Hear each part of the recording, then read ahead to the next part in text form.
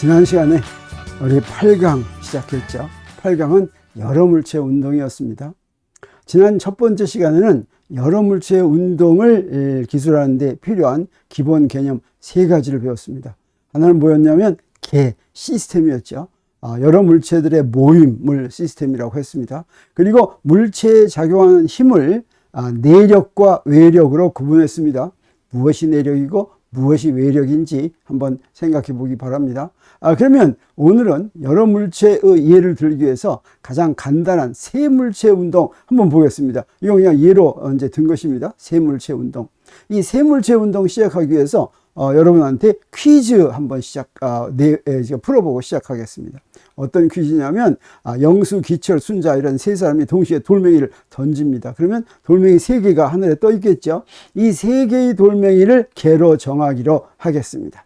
자, 그러면 이 세 돌멩이의 운동이 세 물체 운동이냐고 물어보는 것입니다. 그때 답은 3개 중에서 하나를 고르는 것인데 세 물체 운동이다, 세 물체 운동이 아니다, 세 물체 운동일 수도 있고 아닐 수도 있다. 여러분은 지금 이거 정답을 아직은 고를 수가 없습니다. 이번 시간을 이제 잘 공부하면 이 정답을 바로 고를 수가 있겠고, 자, 이번 시간 잘 공부하라고 하기 위해서 자, 이게 이 세물체 운동일 것 같은 생각도 들고 뭔지 잘 모르겠죠.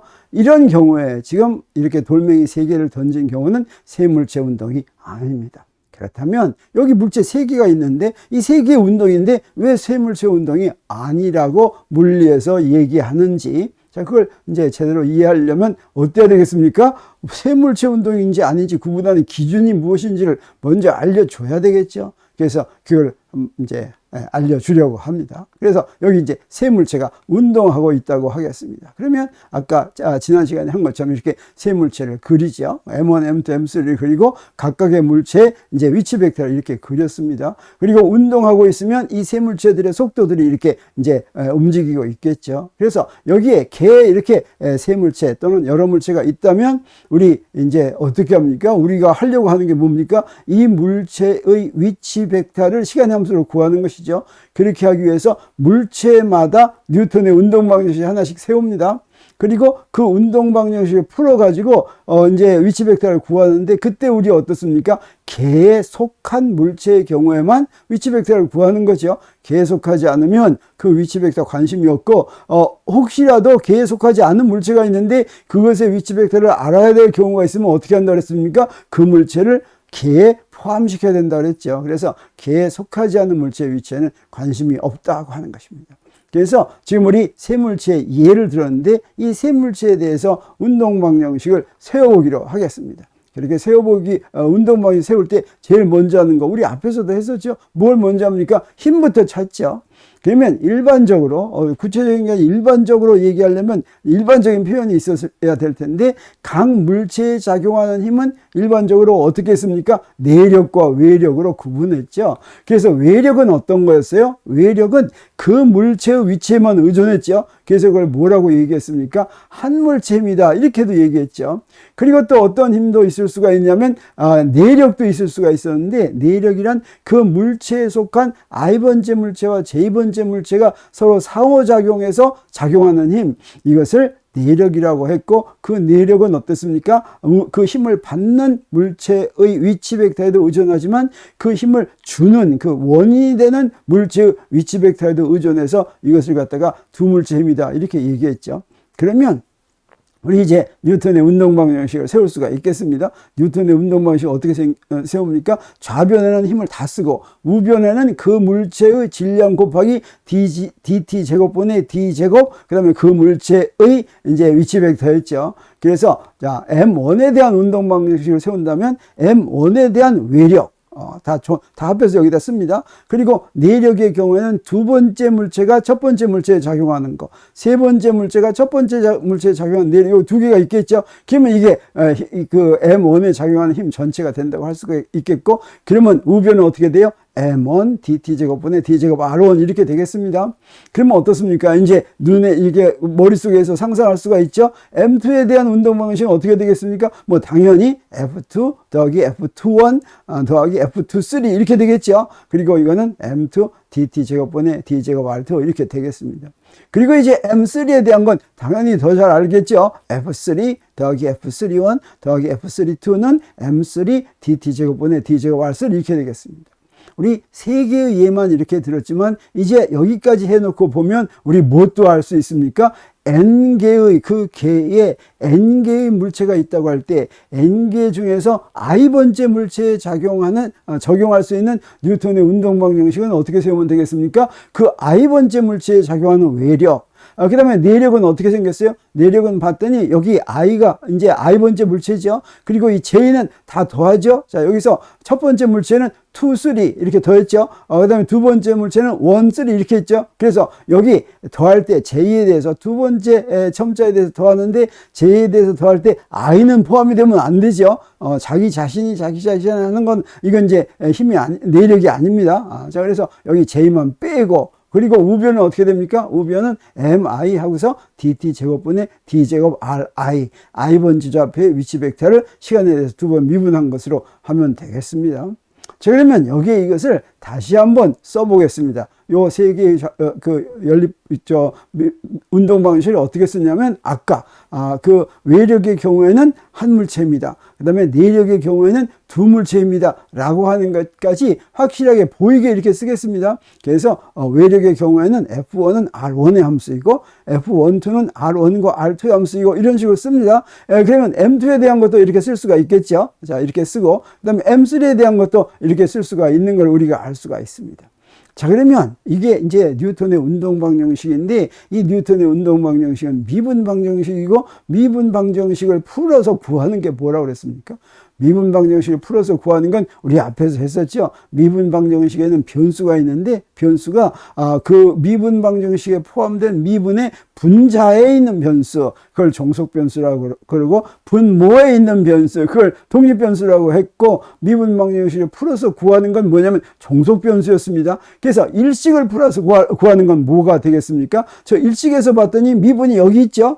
그리고 종속변수는 어떤 겁니까? R1입니다. 그래서 요 일식을 풀어서 구한다고 하는 것은 첫 번째 물체의 위치 벡터를 이제 구한다고 하는 것인데 가만히 보니까 이 R1을 구하려면 힘을 구할 때 무엇을 이미 알아야 되겠습니까? 여기에 지금 R2하고 R3가 있는데 이 R2하고 R3를 이미 알아야지 되겠죠. 그러면 R2를 가서 풀어가지고 알아야 되겠습니다. 그래서 R1을 구하려고 했더니 R2와 R3를 미리 알아야지 된다고 하는 걸 알 수가 있겠습니다. 그러면 R2는 몇 번째 식으로 구할 수 있습니까? 두 번째 식으로 구할 수 있죠. 그래서 두 번째 식에서는 R2를 구하는 것이 이제 목표인데 이 또 R2를 구하려고 봤더니 어떻습니까? 요 좌변에는 힘 속에 뭐가 있습니까? R1과 R3가 있죠. 그래서 R1과 R3를 또 미리 알아야지 되죠. 그래서 R3를 구하려고 3번으로 갈 것 같으면 어떻게 됩니까? 3식을 구해서 구할 거는 여기 R3를 구하는데 이 R3를 구하는 것도 여기에 R1하고 R2를 미리 알아야지 되죠. 그래서 R3를 구하려면 R1과 R2도 알아야 된다라고 하는 걸 알 수가 있습니다. 자, 여기서 우리 뭘 알 수가 있습니까? 어떤 거 하나만 먼저 풀 수가 없다는 걸 우리가 알 수가 있죠. 그래서 1식과 2식과 3식을 함께 풀어야지 풀이를 구할 수 있다. 이렇게 함께 풀어야지 풀이를 구할 수 있는 걸 뭐라고 그러냐면 연립방정식이라고 하고 이건 미분방정식이니까 이런 방정식을 뭐라고 그러냐면 연립미분방정식이다라고 하는 것입니다. 자, 그러면 우리 앞에서 미분방정식도 힘의 모양이 좀 복잡해지면 굉장히 풀기 어렵다고 했는데 이렇게 여러 물체의 운동의 경우에는 여러 물체에 대한 운동방정식을 전부 한꺼번에 연립으로 풀어야 되니까 그렇게 풀려면 문제가 쉽겠습니까? 어렵겠습니까? 어렵겠죠. 어려운 물리학자들은 어떻게 한다고 그랬습니까? 새로운 물리량을 도입해가지고 좀 간단하게 만든다고 했습니다. 그래서 여러 물체의 운동을 다룰 때도 우리가 새로운 물리량을 도입해야 된다고 하는 것을 우리 알 수가 있겠습니다. 그래서 제8강에서 우리가 도입하는 새로운 물리량은 뭐가 되냐면 질량 중심과 선운동량이 되겠습니다. 그래서 앞으로 이 질량 중심과 선운동량을 도입할 것 같으면 이런 여러 물체 운동이 어떻게 간단해지는가 우리 이제 앞으로 보게 되겠고 오늘은 어떻습니까? 오늘은 뭐가 문제냐면 아까 어때요? 세 물체가 있는데 그 운동이 세 물체 운동인지 아닌지를 물어보는 거였죠. 자, 이 경우에, 자, 보겠습니다. 자, 이렇게 세 물체 운동에 뉴턴의 운동 방식을 이렇게 써 놨는데, 여기에 가정을 한번 해보겠습니다. 뭐냐면, 내력이 작용하지 않는 경우를 보겠어요. 내력이 작용하지 않는다는 건, 요 부분이 이게 없다고 하는 거죠. 요 부분이 없으면, 첫 번째 식은 어떻게 됩니까? 첫 번째 식은 이렇게 되죠. 두 번째 식은 어떻게 됩니까? 두 번째 식은 이렇게 되죠. 세 번째 식은 어떻게 됩니까? 세 번째 식은 이렇게 됩니다. 다시 말하면, 우리 R1을 구하는데 R2, R3가 풀 필요가 있습니까? 없습니까? 이거하고 상관없이 R1 구할 수 있습니다. 그 다음에 두 번째도 어떻습니까? 1, 3 상관없이 구할 수가 있죠. 다시 말하면 1식과 2식과 3식을 하나씩 따로 풀면 이것들을 다 구할 수가 있다고 하는 것이고, 이 말은 무슨 얘기냐? 이 두 개는 지금 독립으로 존재하는 것이죠. 여기 개 세 물체만 지금 포함이 돼 있다 뿐이지, 이 개 각 물체의 운동 방정식은 각각 자신의 운동 방정식 하나만으로 풀 수가 있다고 하는 것입니다. 이건 우리가 뭐라고 부르냐면, 자, 이런 것들을 갖다가 한 물체의 운동이다 이렇게 부릅니다. 그래서 여기에 이 세 물체의 경우는 한 물체 운동이 지금 세 개가 있는 문제다. 세 개의 한 물체에 있는 한 물체 운동이다 하는 문제라고 하는 것이죠. 그래서 한 물체 문제는 어떤 거겠습니까? 그 물체에 대한 운동 방정식 하나 가지고 그 물체의 위치 벡터를 구할 수 있으면 그게 바로 한 물체 운동이 되겠습니다. 그래서 한 물체 운동은 외력만 받고 운동하면 그러면 어떻습니까? 자기 자신의 운동 방정식만으로 이제 풀 수가 있죠. 왜 그러냐면 외력은 자기 자신의 위치 벡터에만 의존하니까 그러니까 어떻습니까? 이 외력만 받고 움직일 경우에는 운동 방정식에 다른 물체의 좌표는 들어가지가 않죠. 근데 여러 물체 문제는 어떤 것입니까? 여러 물체의 문제는 내력도 작용해가지고 어때야 됩니까? 이것들을 서로 다 함께 풀어야지 되는 연립 방정식을 풀어야지만 이게 되니까 이런 것들은 여러 물체 운동이다 이렇게 부른다고 하는 것이죠. 그래서 앞에서 우리가 처음에 봤던 퀴즈로 다시 한번 돌아가 보겠습니다. 자, 이렇게 세 사람이 돌멩이를 던졌는데 이 세 돌멩이의 운동은 세 물체 운동일까 아닐까? 어떻습니까? 여기서 던지면 그 돌멩이들은 어떤 운동을 합니까? 자유낙하 운동을 하죠. 이 자유낙하는 돌멩이들이 어떤 힘을 받습니까? 네, 이 돌멩이들 사이에 작용하는 힘은 없고, 물론 있을 수도 있죠. 그 만일력이 있을 수도 있지만 그 돌멩이 운동에 거의 영향을 전혀 안 줍니다. 왜 그렇습니까? 돌멩이들과 돌멩이들 사이의 만일력은 너무 약하기 때문에, 너무 약한다는 건 소수점이 한 몇 째짜리쯤, 소수점이 한 20째짜리쯤에 나오는 겁니다. 그건 있으나 마나 하는 것이죠. 그래서 어떤 힘만 이 물체의 운동에 영향을 줍니까? 지구가 이 물체에 작용하는 힘만, 이게 바로 어떤 힘이에요? 바로 외력이죠. 그래서 다른 물체하고 운동과 관계없이 돌멩이 세 개의 운동을 각각 따로따로 구할 수가 있죠. 그래서 이 운동은 어떤 운동이겠습니까? 세물체 운동이겠습니까? 세물체 운동이 아니겠습니까? 자, 이제 세물체 운동이 아니라고 하는 것을 우리가 잘 알 수 있고, 우리 세물체 운동인지, 다시 말하면 여러 물체 운동인지 또는 한 물체 운동 문제가 여러 개 있는 것인지를 구분하는 방법을 우리 잘 알 수 있게 됐습니다. 외력만 받고 움직이면 그건 한 물체 운동이다. 내력을 받고 움직이면 그 내력이 서로 엮여 있는 물체들이 이제 여러 물체 운동이다. 이렇게 얘기할 수가 있겠습니다. 이 외력과 내력 문제가 뉴턴 역학이 알려지고 나서 굉장히 위력을 발휘했던 때가 있습니다. 그게 바로 뭐냐면 뉴턴 역학이 도대체 무엇 때문에 나왔냐면 행성의 운동을 이제 설명하기 위해서 나왔죠. 자, 행성의 운동을 처음에는 태양이 행성을 잡아다니는 힘만 가지고 외력만 가지고 이제 설명을 했었습니다. 그런데 행성의 운동이 행성과 행성들 사이에 작용하는 힘이 내력이겠죠. 그 내력은 태양이 작용하는 힘에 비하면 굉장히 작지만 그래도 그 효과가 있다고 하는 걸 알 수가 있었습니다. 그러면 그 효과는 어떻게 나타나냐면, 자, 행성들이 여기 이렇게 있는데 우리 행성들의 운동을 이제 기술하기 위해서 우리 개를 정한다면 개는 어떤 것들이 속합니까? 바로 행성들이 속하는 거죠.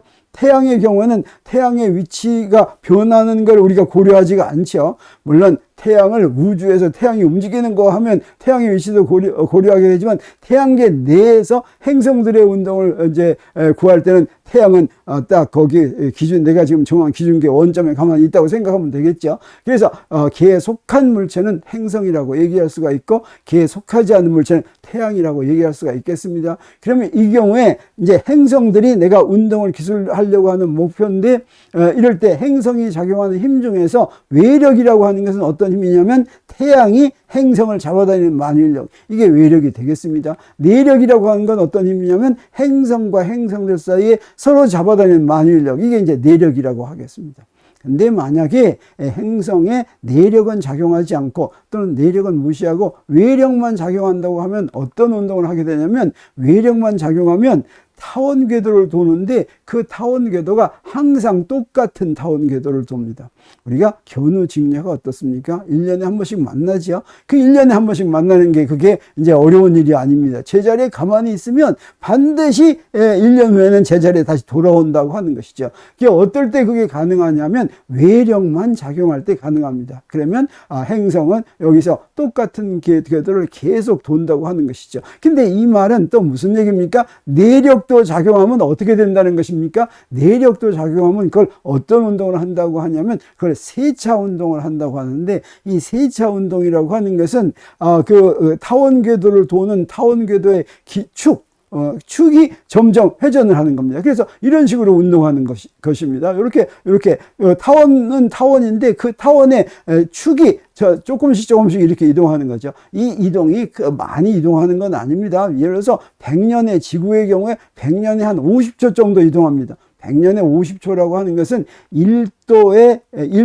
이제 1도가 60분이고 또 1분이 60초니까 1도는 3600초입니다. 근데 100년에 한 50초 이동하니까 그건 굉장히 작게 조금밖에 이동하지 않는 거지만 행성들의 운동에 대한 관찰이 굉장히 정확하기 때문에 이 행성들의 세차 운동 정도를 충분히 알 수 있게 되는 것이죠. 자, 그래서 이게 어떤 일이 있었냐면 천왕성을 우연히 발견하는 것이 바로 이 내력의 효과 때문이었습니다. 천왕성을 우연히 발견한 사람이 우연히 발견한 것이 내력 효과가 아니라 이제 천왕성을 우연히 발견한 건 이 허셜이라는 사람이 이제 우연히 발견을 했습니다.